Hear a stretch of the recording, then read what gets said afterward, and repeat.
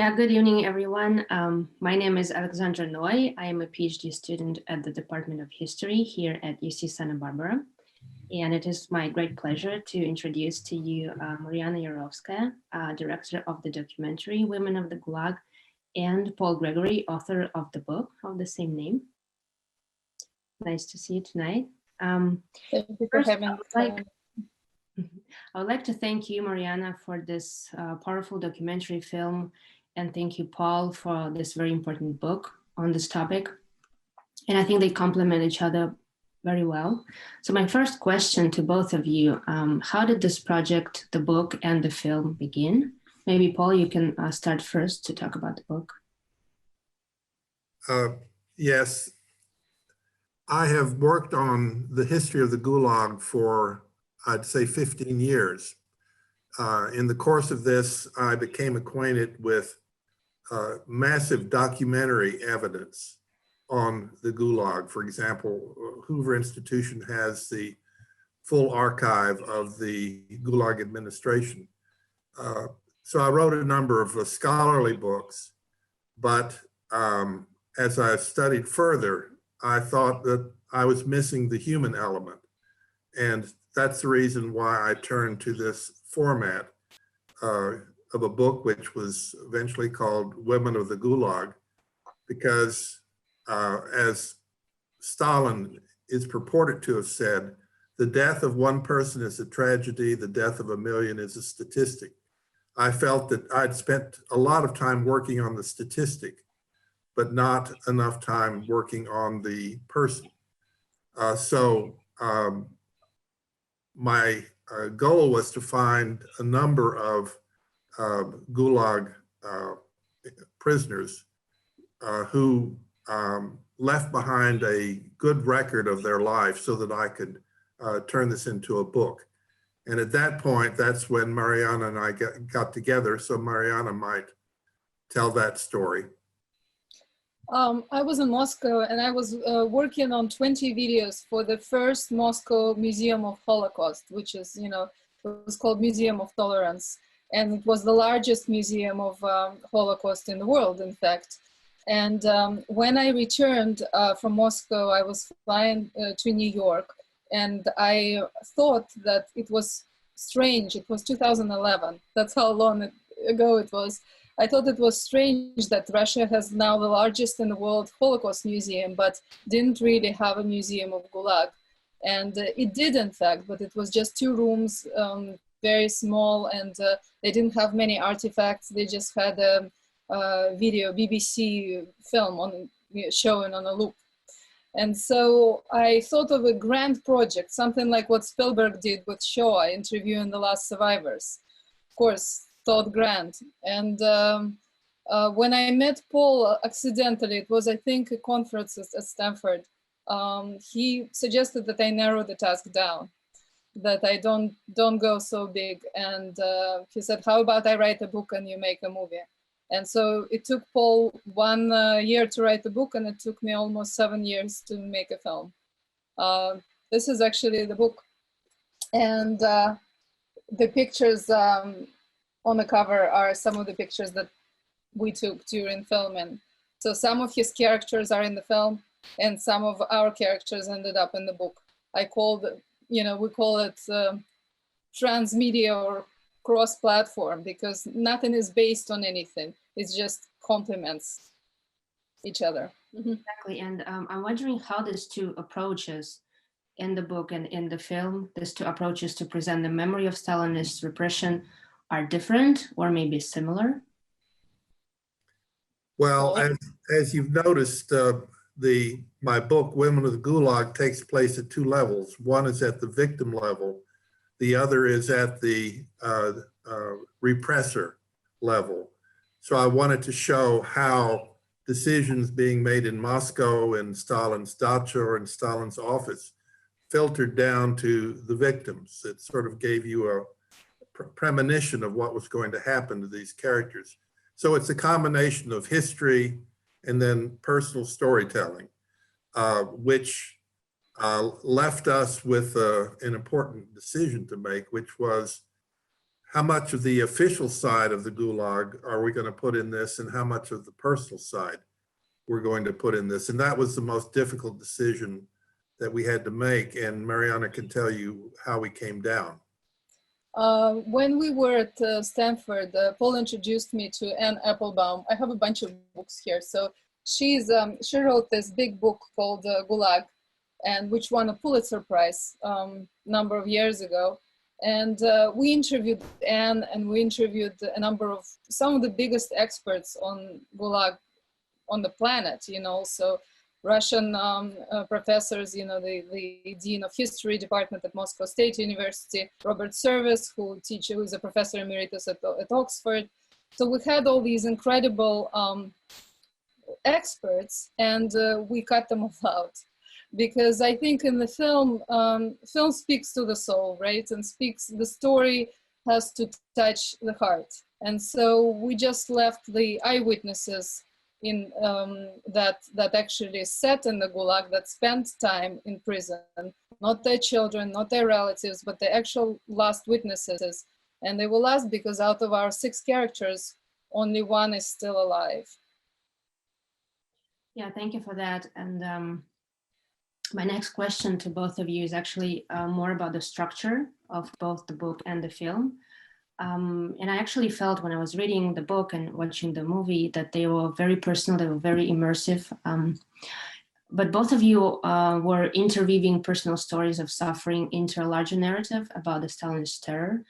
So Paul's book actually shuttles between individual stories and chapters about Stalin and his henchmen, who were the main perpetrators of the terror. And Marianna's film also interweaves female voices with family photographs, documentary sequences, and shots of contemporary scenes to show this larger historical picture. So I wonder if you could speak a little bit more about the structure. How did you construct the narrative in the book and in the film? Marianna, that's yours.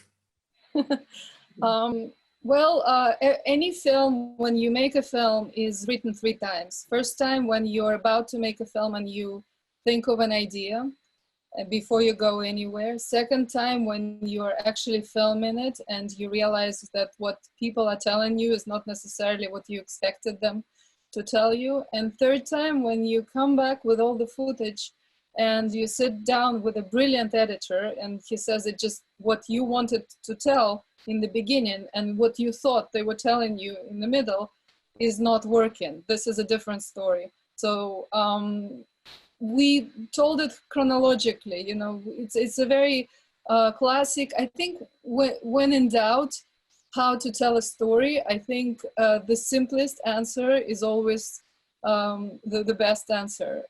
You can break the rules afterwards, but first you build the narrative so that it's clear to anybody. Anybody who doesn't know what Gulag is, anybody who doesn't know anything about these people, that they understand the story. So we structured it the same way as Solzhenitsyn structured his Gulag archipelago, you know, from the peaceful life to arrest of the parents and execution of the parents, to their arrest, their interrogation, the prison, the transportation, the camps, the release, the life after the release in exile, and then afterwards, the current day. So we just did a very, very simple simple solution, which worked. I must say that the structure that Marianna just described is basically also the structure of the book. That is normal life, arrest, incarceration, return to normal life. And I can tell you that it was with great regret that we left those great interviews with the world's best experts on the Gulag on the floor. And if you have a film program, we have great film from the greatest experts on the Gulag, which we've never been able to use. It's just because in comparison, when you hear the actual witness and somebody who went through this, no expert can match. It just doesn't look natural. Yeah, that's what we learned. That's what we learned. Yeah, you need personal testimonies. Yes. To touch the hearts of the audience. Mm-hmm. Yeah, and going back to what Paul mentioned a little bit earlier, he talked about these two levels, the victim level and the repressor level, both in the book and in the film. And I was really struck by a quote in Paul's book. He says, "Instead of crimes without victims, Stalin somehow produced victims without criminals." And I thought that one of the messages of the book and the film is that we should remember the names of the victims, but we should also not forget the names of the perpetrators. We should remember who actually committed the crimes. And as a follow-up on that, I'm wondering about the circular composition of both the book and the film. So the book starts with Joseph Stalin and ends with Nikolai Yezhov, who was a secret police official, and he was in charge of the Great Purges, and he himself became its victim. And the film opens and ends with the people commemorating Stalin as a great leader in Moscow. Why did you decide to encircle the stories of female victims with this controversial contemporary memory about perpetrators? Well, the fact that this is a film about women and a book about women was not planned on my part. What I did to prepare for writing the book was to go through probably hundreds of memoirs and written accounts, some of which were simply typescript, 20-page memoirs. But as I went along, I saw that only women left behind the accounts we would be interested in, namely their personal life, their families, their experiences, and these experiences we learned were typical for women and not for men. So I ended up, before Marianna and I made our plans, with a book about women, but this was not planned, but it definitely turned out just right. It's one of those cases when you start something feeling that it must be right, and then it turns out right, but you don't quite know logically why it is right, and then you find an explanation. You can find explanations, but there are many explanations why women. First of all, women live longer, so there were many more live women to talk to than men. Secondly, women's experiences are not very widely known, because everybody knows Solzhenitsyn, not everybody knows Solzhenitsyn's secretary, and she's in our film. And thirdly, as a woman, I'm interested in women's experiences and how women's experiences in the Gulag were different from men's. And in fact, women in the Gulag were slaves of slaves. That's a quotation from Shalamov's short stories. Paul, would you like to add, or I can? Well, on the 2 points. One point is that we agreed that in the selection of characters, they must be drawn from a wide spectrum of Soviet life. Quite often, books about victims of the Gulag are about the intelligentsia, but the average victim of the Gulag was a peasant or a factory worker. So we have what we would call a small sample, 5, 6 people. But we tried very hard to put in peasants, to put in factory workers, to put in intelligentsia, to put in musicians, etc. We had one princess. And a Abkhazian princess, yes. That's an incredible story. Each one was an incredible story, and it was very difficult to pack it all into into 43 minutes or so. So the story of the Abkhazian princess was incredible. The story of who else was incredible? Marianna, remind me. Vera Hecker, who's a musician, everybody's folklore story is amazing. She was a peasant who obtained her PhD and then saved, rehabilitated 500 countrymen. So that's, the story. I mean, all of them, I think. not just Ksenia. I mean, Yelena Posnik is a nurse, so I don't know. We've had. But we did get the cross section, and we didn't have this a film about. Nadezhda Levitskaya, I think that's who you meant, right? Yeah, yeah. Yeah. She was the secretary to Alexander Solzhenitsyn, and she helped him until the last year of her life. She worked at his foundation, and she helped him when he was alive, and then she ended up working in his foundation, which deals with giving the proceeds from sales of all his books, Gulag Archipelago and others, to the remaining victims and their families. Is she still working on that? No, she died last year, unfortunately. She managed to make it to the premiere of Women of the Gulag in Moscow at the opening of the Moscow Film Festival. And she was already in a wheelchair. They brought her, they gave her flowers, they gave her standing ovations, something she deserved, but all of them deserved that. But she actually saw that. She died last year. I want to ask you, Marianna, about this actual process of interviewing these female survivors. How did the interviews go? Was it hard for them to speak about this tragic past? And was it actually their first time telling the stories or not? For some of them, it was the first time to tell the story. A few of them wrote books about it, like Adil wrote a book called I Cannot Forget, Не могу забыть. And Folklore wrote a book, and Levitskaya didn't write a book, but she was an activist. So almost all of them became activists. There is a fantastic Japanese word called ikigai, which basically means something that makes you get up every morning, in order to do something you're inspired to do.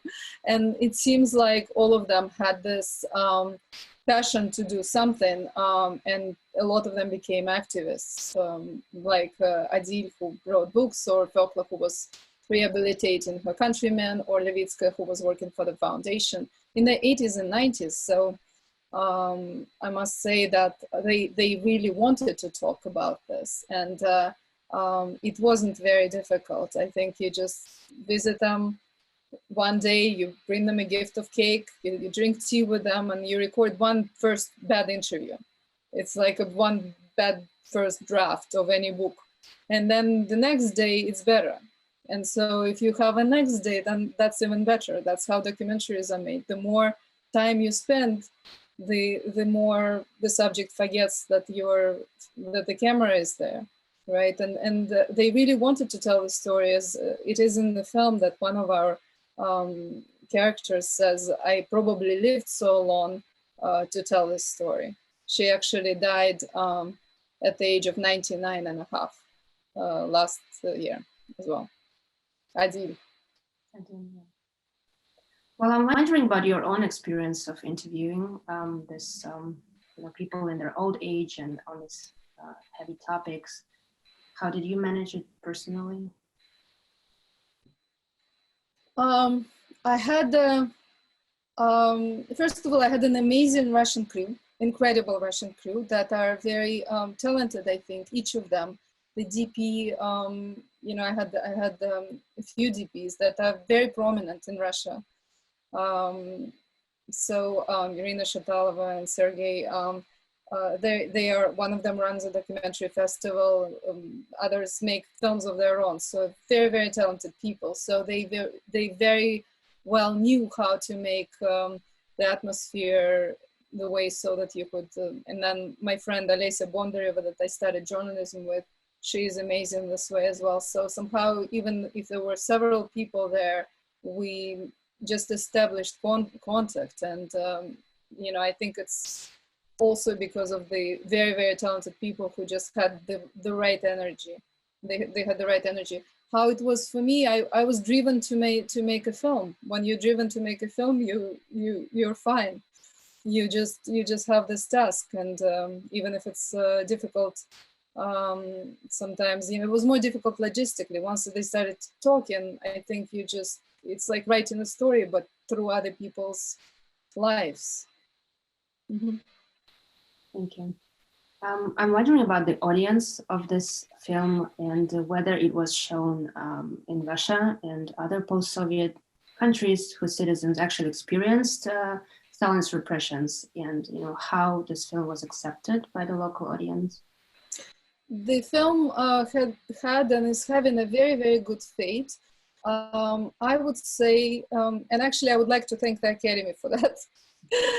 It was shortlisted for an Oscar 2 years ago, and even making a top 10 versus top 5, which is Oscar nomination, Oscar shortlist opened doors for us. It opened doors to festivals. It also made us notice in Russia, first by the so-called liberal position media or liberal media. There was also Voice of America at first, or Radio Freedom, Radio Free Europe, and then slowly Station Echo of Moscow, culture program, and then suddenly Russian television, Channel 2, buys it. They yet have to show it, but they acquired it. I keep waiting. It's supposed to be October 31st, correct? Correct.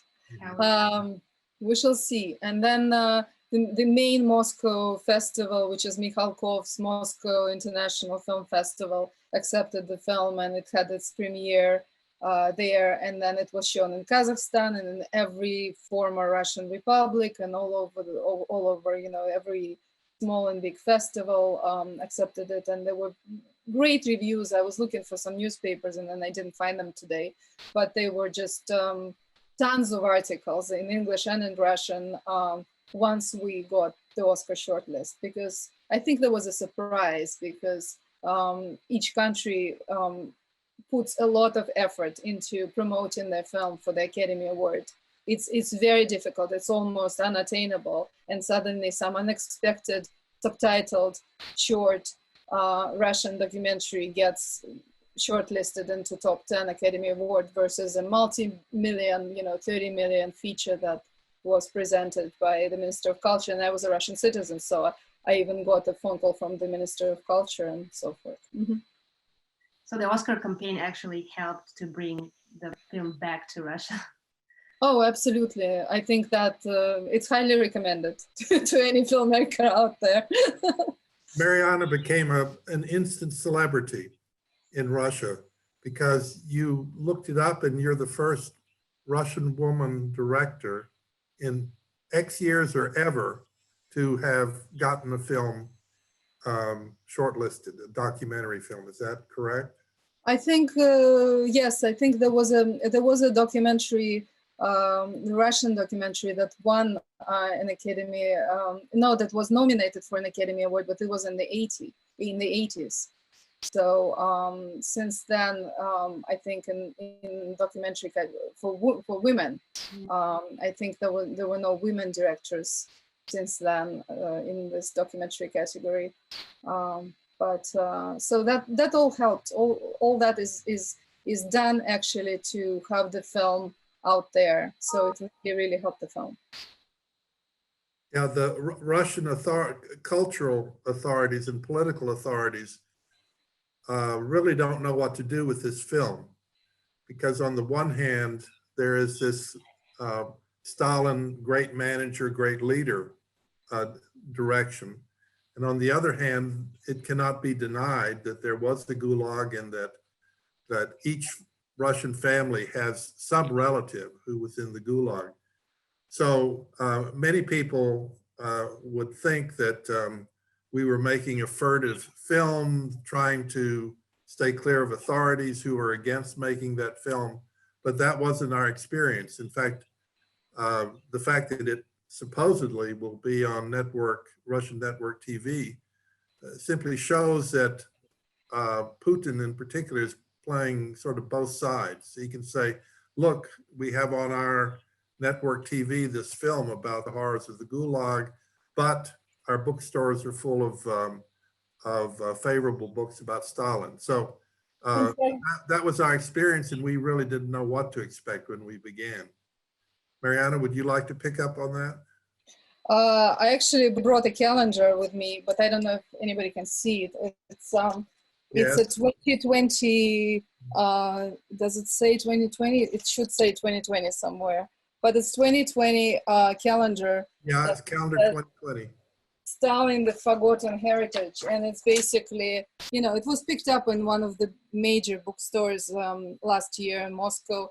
And there are so many books and so many, so it's basically, this is not, it's not like in the situation with some of the Nazi history when, you know, there is some things that are outlawed, you know, there are books that glorify him, there are shelves that, you know, of books that say, you know, Stalin as Jesus Christ, or how Stalin overcame corruption, or, you know, did he really overcome corruption? So it is this dual situation that on one hand, there is this going on and it's not outlawed and it should be.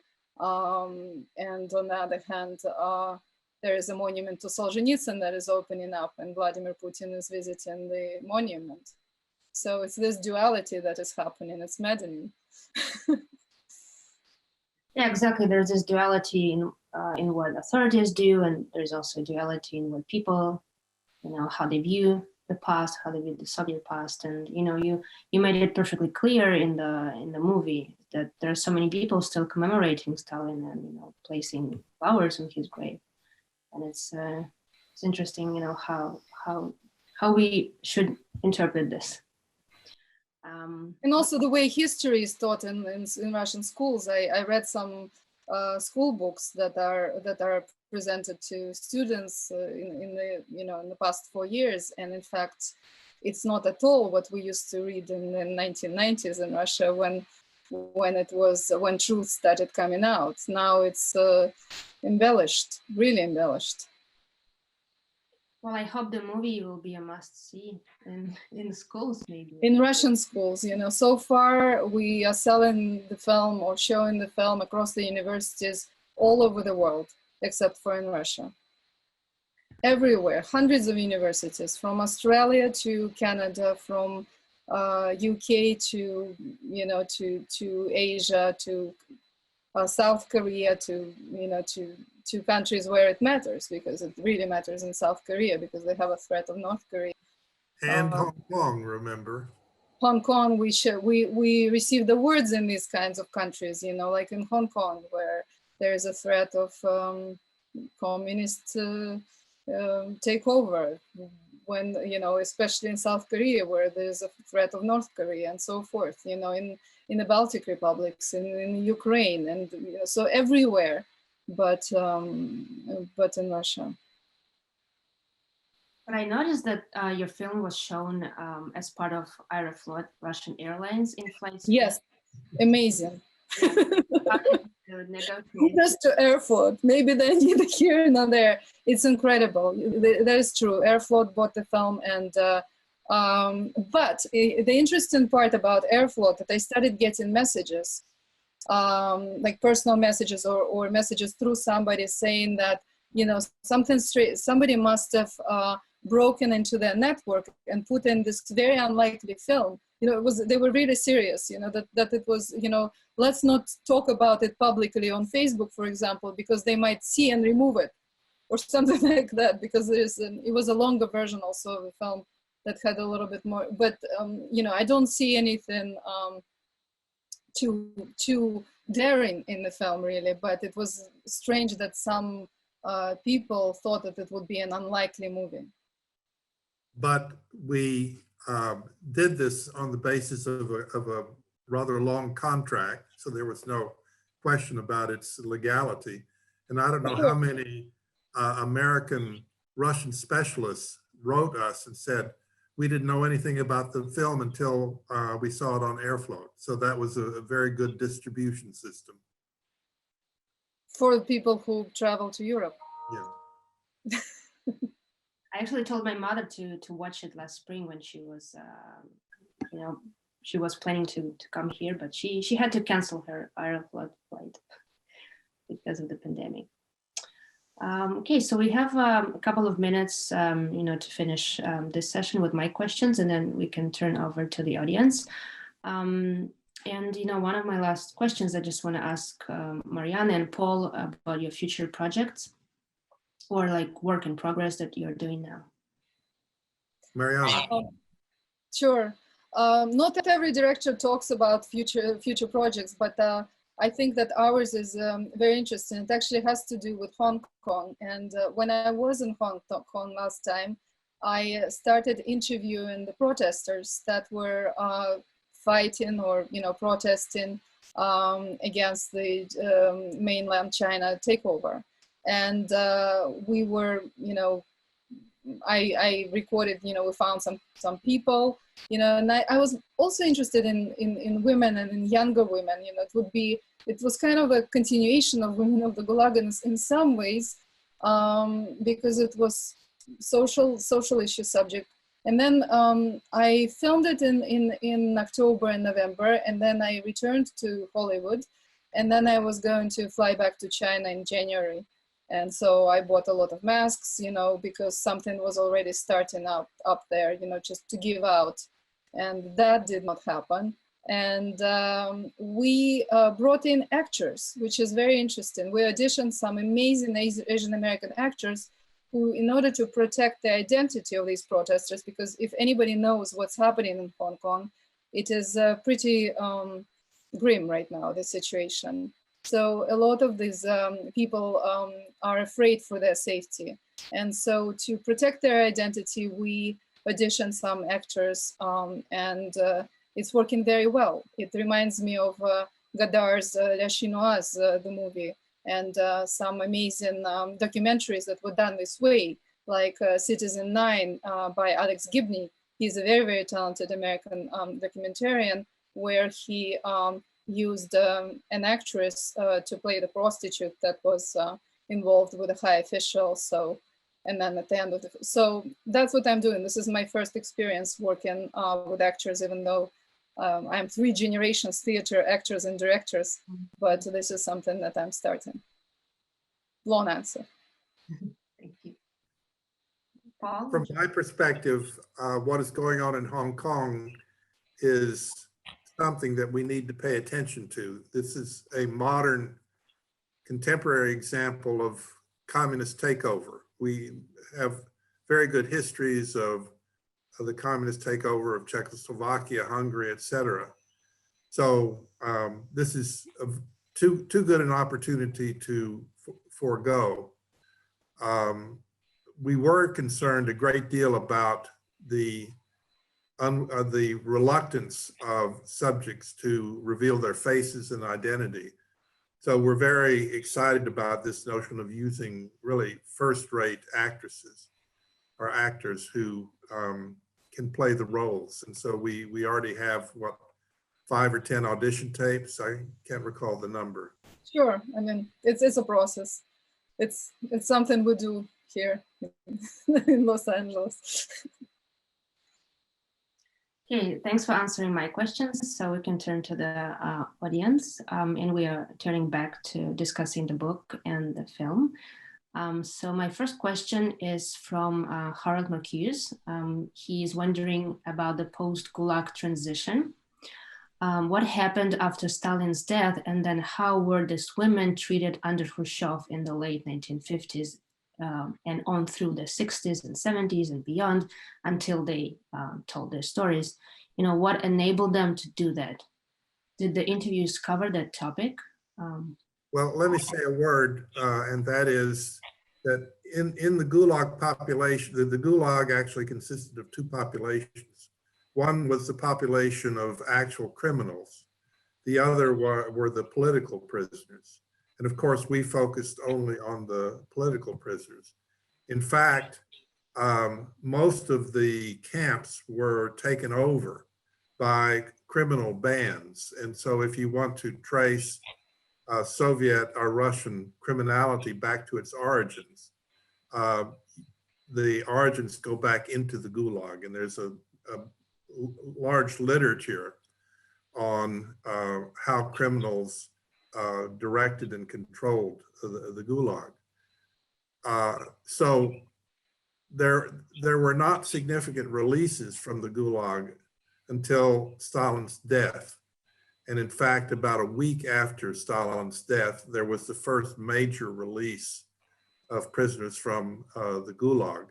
And one reason for this early release decision was that the Gulag turned out to be highly unprofitable. So it was actually subtracting resources from the economy.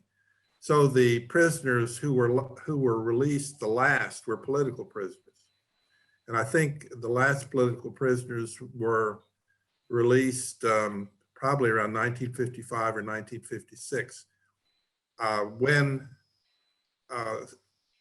Russian historians started to study the Gulag. The first accounts that came out suggested that the Gulag was fine. It was just a place for criminal elements. It was only later that this narrative was overturned, and it was realized that most of the Gulag prisoners were actually political prisoners. So that's a little bit of background about the release. Marianna? Of course, they talked about it because, you know, once you're out of prison, the life is full of difficulties, and for sure, it's described in many memoirs. That you know, women's memoirs. You know, if you read, there are many books written on the subject. You know, that are memoirs. But this was basically a short film. The reason we made it 40 minutes was to qualify for the Academy Awards. We wanted the film to be known this way, and then we made the director's cut, which is the cut that you saw. So there was really no room. You know, we just showed the tip of the iceberg, the actual testimony, while, you know, about how this was going. But yes, of course, you know, after they got released, they couldn't find jobs. They still needed to write petitions, you know, to rehabilitate their honest names. Some were never rehabilitated. Some got their forgiveness decades later. So it's really and then when they came back, you described, Paul, some, you know, horrible scene between the children, right? When they would come back, and the children would not really recognize them or accept them, because they remember them beautiful, lively women, and then they would see old women with no teeth and so forth. And so they'd been taught all their life that their parents were criminals. Right, exactly. So, and there was this lack of, you know, lack of connection that probably broke their hearts. But with my characters, a lot of them never created any families. Just when we were filming, women who were arrested and sat in prisons were already, you know, in the late 20s and 30s and the 20s, they all died. So our characters were arrested and put in prisons when they were teenagers. So many of them were not married. And after they got released, many of them never married and never had children. And it's related to women's health. It's related to mental health and all these kinds of things. So at least half of our heroines never had families. I think it's even more than that. I think it's 1 out of 6. That was Adil had children. Adil had children, but also, well, Vera Hector had children, and then Ksenia had children. No, they had children. Okay, yeah. Then it'd be about half. Right, yeah. Yeah, the challenges people were facing after the release were really huge. However, you know, they were free now, but, you know, their life was full of difficulties. Well, it was very important for them to be rehabilitated, which was the bureaucratic process. And one of our characters, Filkla, devoted her life after the Gulag to rehabilitating people who could not fill out these complicated forms. Or well, simply illiterate. Yeah, if without rehabilitation, you really didn't have a right to a job. You really didn't have a right to a place of permanent residence and so forth. So, and the rehabilitation documents read, you are rehabilitated for absence of a crime. Right. That was the most common, for absence of a crime. So you spent 20 years in the Gulag for absence of a crime. And and the document didn't say anything about we're sorry about this or anything. It was just you're rehabilitated for absence of a crime. Yeah, the state was granting rehabilitation instead of, you know, saying sorry for that. I have a next question from Catherine Nesty. One of the survivors outlived her work digging uranium ore. Her story is so poignant as it combines for the audience both the personal and collective trauma, as well as the terrible price paid by the environment. Can you comment on the importance of the damage to the environment in your film? Marianna, that's yours. I think that's a subject for another film. I worked on so many environmental films in my life, and I actually even was a senior editor for Greenpeace USA at some point. You know, all I can say that the Elena Posnik, who worked on the uranium mines, is the only one who's still surviving, who still lives. So she survived it all. I think that I can also say that the Gulag labor was not really very economically profitable. That's for sure. You know, aside from some environmental, you know, issues, and it was really not economically viable. For cities were built beyond the Arctic Circle, for example, and that was, you know, completely economical disaster. I'm not the only one who's talking about it. It's from Anne Applebaum's Pulitzer-winning book, but also it's a well-known fact. And people are leaving these places now, the ones Right. that yelled. Okay, another question from Sarah Welt. So she says, I'm a scholar of childhood and was moved by the stories of young people in the Gulag in the film, as one of them also was. Can you say any more about the experiences of young people you uncovered? Sometimes as a scholar of childhood or the history of childhood, it can be hard to find evidence of the history of childhood.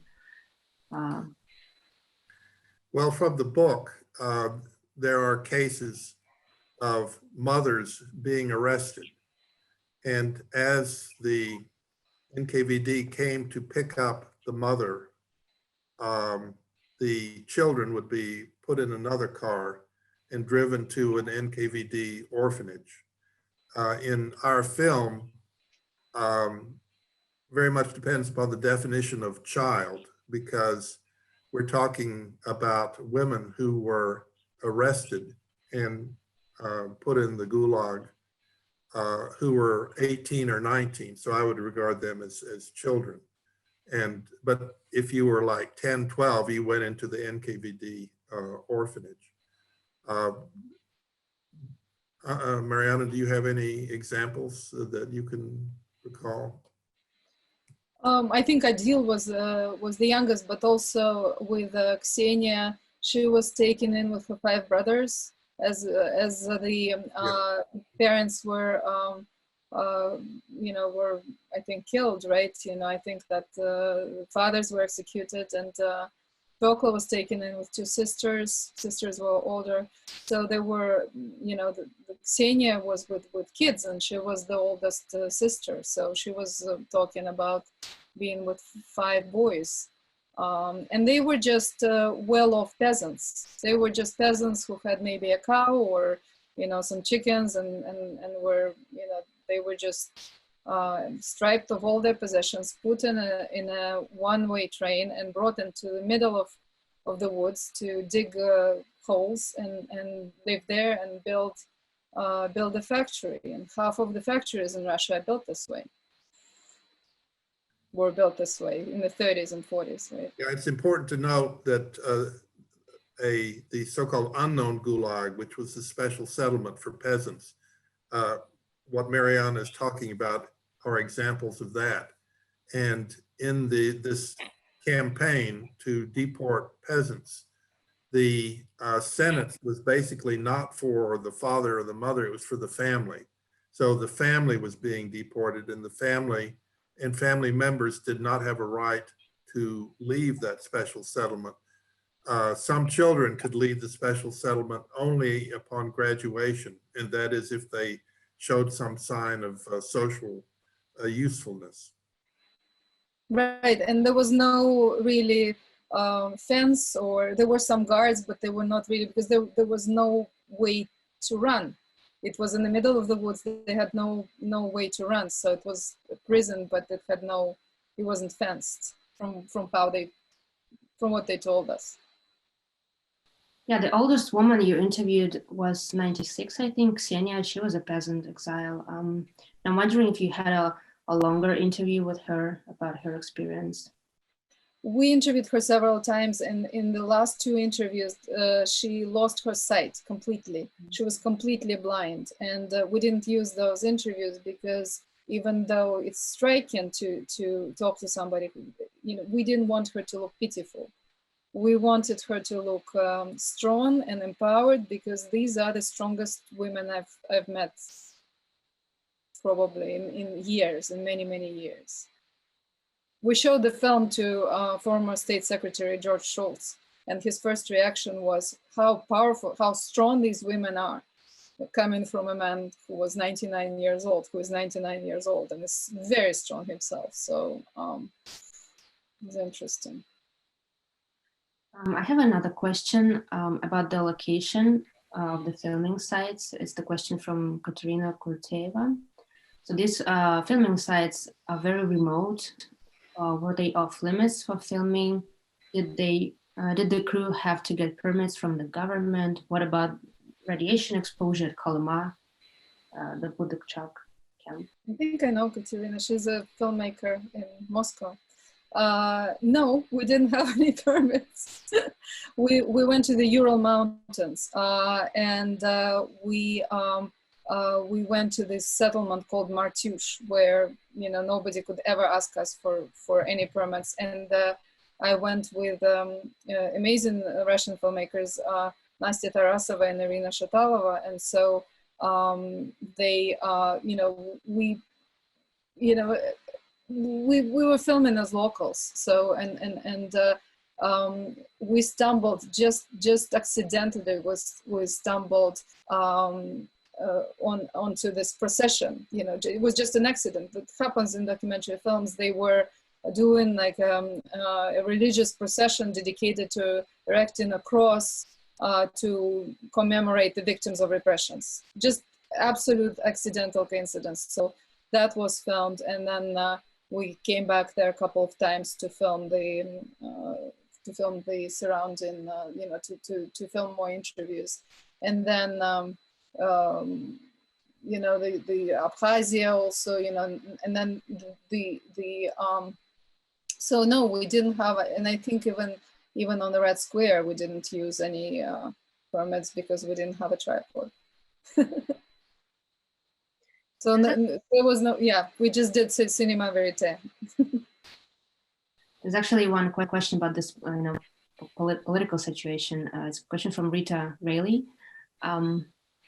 She's wondering about the statistics of public approval of Stalin and what's the consensus now. But we covered this a little bit.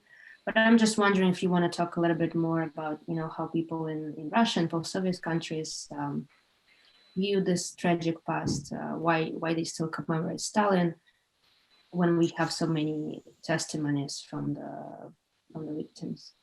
It looks yeah. One should not underestimate the power of the Stalin myth. And we had a number of cases from Russia, by the way, of older people who accused Marianna of lies. This was all a setup. This couldn't be. And one item of proof they would offer was the story of Fialklo, working in the swamps in freezing weather, who would wake up with a frog in her mouth. The frog got into the mouth for warmth. And one critic says, it's all a lie. No one can wake up with a frog in their mouth. But this is absolutely true, correct? Marianna, did in public showings, did people come up to you and say, what you've shown is a lie? I heard it mostly while I was making the film, because it was very interesting. I was interviewing editors when I was in Russia, and I first wanted to bring in a Russian editor. And before I found the very talented Irina Volkova, and then Leni Feinstein. So I had one Russian editor and one American editor, which worked perfectly because they both worked so that the film is understandable, understood by Russian and American audience. One Russian editor interviewee came to my office in Moscow and said, I would like to cut the film, but there are two problems with it. First problem is how, first of all, you know, why are you even mentioning Stalin? Because all crimes were committed by the median and you know, lower managements on location. He didn't even know about most of this. So that shocked me quite a bit. And the second thing he said, how do we convince the audience without editing that they're telling the truth? They're old people, they're forgetting things that they're saying. How do you plan to convince people that these witnesses are telling the truth? And so he didn't get the job, but it really stuck in my mind that some people would be asking those questions.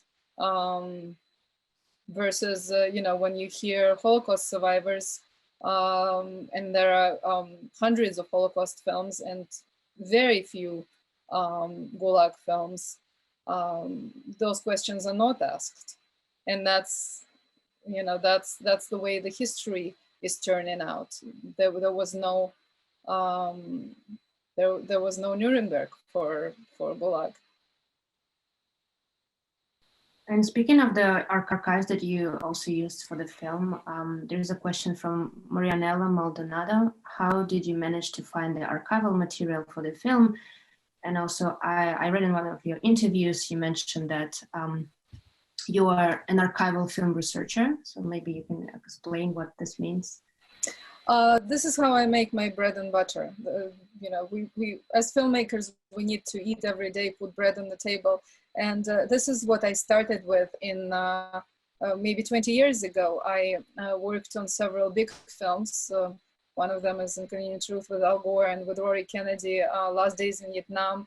The first one won an Academy Award, the second one was nominated, and then there were 3 or 4 films that won Oscar nominations or won Academy Awards, films like Samsara. And being a film researcher, footage researcher means that you both research the facts behind the film, but also find the best footage for the film possible. I worked on maybe 200 Hollywood films and numerous television shows, and I'm working several right now, like a big Netflix show on dictators of the 20th century, which is a match. And so for this film, it was very, very different because I thought I was an archival pro. And for the film about the Gulag, I stumbled into an archival desert.